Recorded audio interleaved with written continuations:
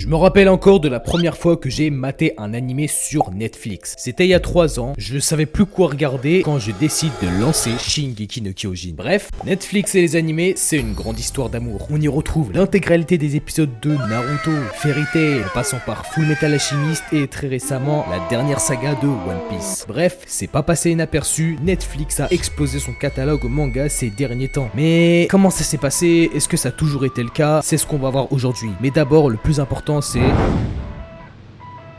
1997 à deux hommes, Reed Hastings et Mark Randolph, qui vont décider de créer une plateforme de streaming par abonnement. En parlant d'abonnement, tu peux aussi t'abonner à ma chaîne YouTube et en plus je poste souvent. Et donc en échange, les gens avaient une bibliothèque de contenu sur les séries télévisées, les films, les documentaires, voilà. Et au fil des années, tout ça s'est popularisé et on compte aujourd'hui des millions d'adhérents dans plus de 190 pays. Et pour la petite anecdote, Netflix, c'est un mix de net, internet, et Flix pour désigner les films. Ce qui se traduit par film en ligne. Donc voilà, aujourd'hui la plateforme elle propose des options comme le contenu original, le multiplateforme, le téléchargement hors ligne, etc.